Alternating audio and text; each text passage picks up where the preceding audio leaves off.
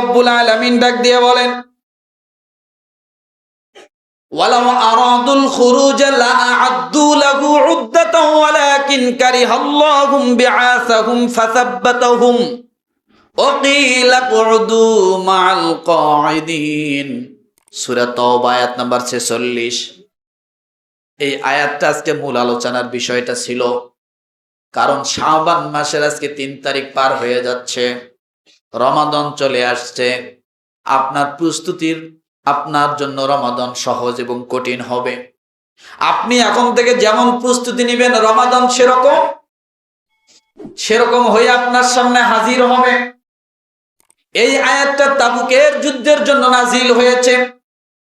তাবুকের যুদ্ধে কিছু সংখ্যক মুসলমান যুদ্ধের ময়দানে যাওয়ার জন্য প্রস্তুতি নিয়েছিল, আর কিছু সংখ্যক মুসলমান প্রস্তুতি না নিয়ে শুধু রাসূলের সামনে বলছে হ্যাঁ যাব, হ্যাঁ যাব।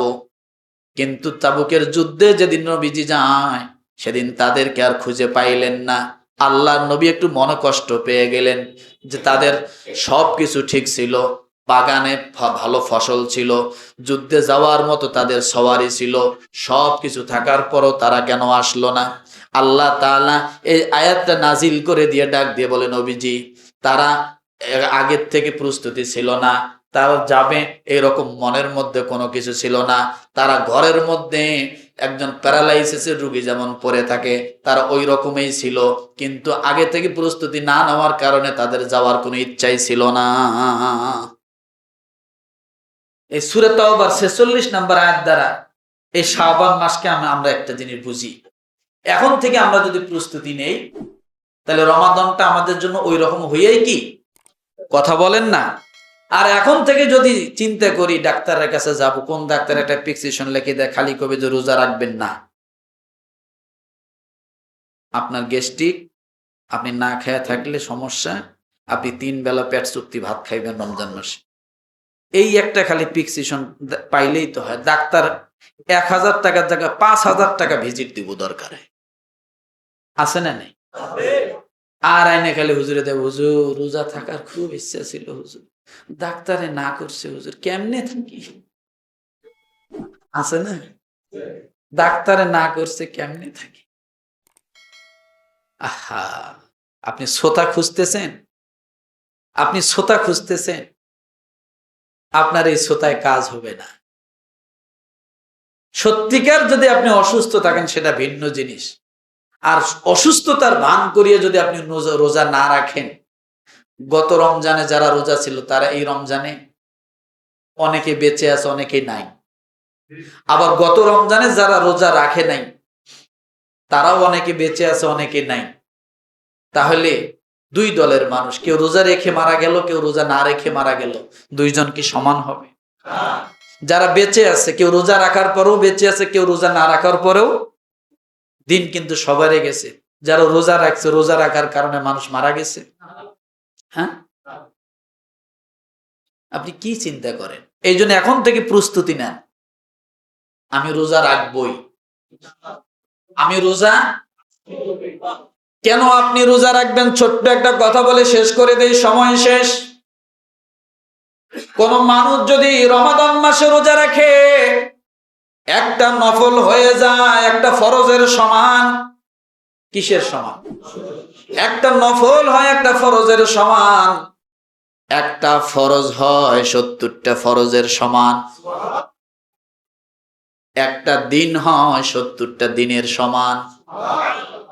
তাহলে এবার বোঝেন, 1 মাসে 30 দিন, একটা মাস হয় 70টা মাসের সমান। একটা মাস হয়, জোরে বলেন না, একটা মাস হয় 70টা মাসের সমান।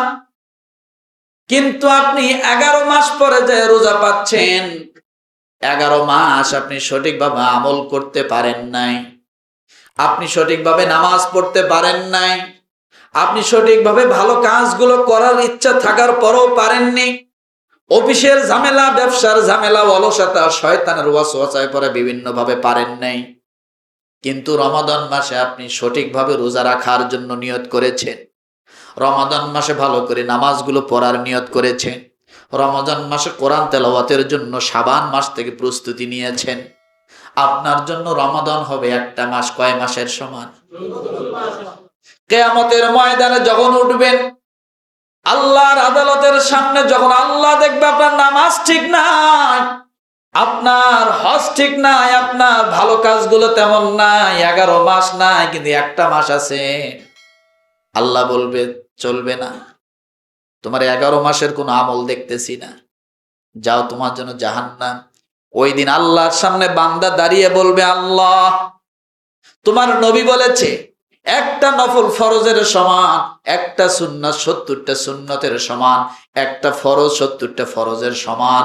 যদি এটাই হয়, তাহলে একটা মাস যদি 70 মাসের সমান হয়, তাহলে আমার 11 মাস ওখান থেকে তুমি মাইনাস করে দিয়া বাকি যা থাকে তারপরও পাও না আমি। বোঝেন নাই মনে হয়? বোঝেন নাই? না না, বোঝেন নাই। আপনার 11 মাস কি নাই? ভালো আমল নাই।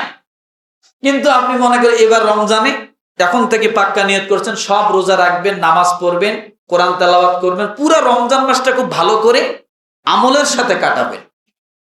তাহলে একটা নফল ফরজের সমান, একটা সুন্নাহ 70টা সুন্নাহর সমান, একটা ফরজ 70টা ফরজের সমান, তাহলে এক মাস 70 মাসের সমান। এখন আপনি কিয়ামতের ময়দানে উঠছেন, ওঠার পরে আল্লাহ দেখতেছে তোমার 11 মাসের কোনো খবরে ছিল না, নামাজ ঠিক মতো নাই, রোজা ঠিক মতো নাই, ভালো কাজ ঠিক মতো নাই, তোমার জন্য জাহান্নাম। আপনি সেদিন একটা মোড় দিয়ে বসবেন, আল্লাহ যদি তাই হয়, তো রমজান মাসে আছে, তো বলো হ রমজান মাসে আছে। তো তোমার নবী বলছে এই রমাদান মাসটা এক মাস 70টা মাসের সমান। এক মাস কত মাসের সমান? 70 মাসের সমান। তা আমি 11 মাস তো করি নাই, ওই 70 থেকে 11 মাইনাস করো, কেটে দাও, দিলে থাকে কত? 59 মাসের যে আমলার সোয়াব আমার আছে, এইটা দিলে তো আমি জান্নাতে যায় আরো বেশি হয়, ওইটা দেয়া। আল্লাহ তাআলা সেদিন নবীজির খাতিরে, নবীজির কথার খাতিরে, নবীজির ওসিলায় আল্লাহ বলে যা তোকে মাফ করে দিলাম। তাহলে এই সুবহানাল্লাহ জোর থাকবে তো, নাকি এই মসজিদে জোর? তাহলে এই সুবহানাল্লাহ নিয়ে এই জোর যেহেতু ছিল, আজকে থেকে আমরা নিয়ত করব এবার রমাদান আমাদের আমলে জিন্দিগি হবে, কোরআন তেলাওয়াত হবে, 5 ওয়াক্ত নামাজ সঠিকভাবে পড়বো, তারাবি পড়বো, এরপরে রোজাগুলো সঠিকভাবে রাখবই, রাখবই, রাখবই। আল্লাহ তুমি কবুল করো।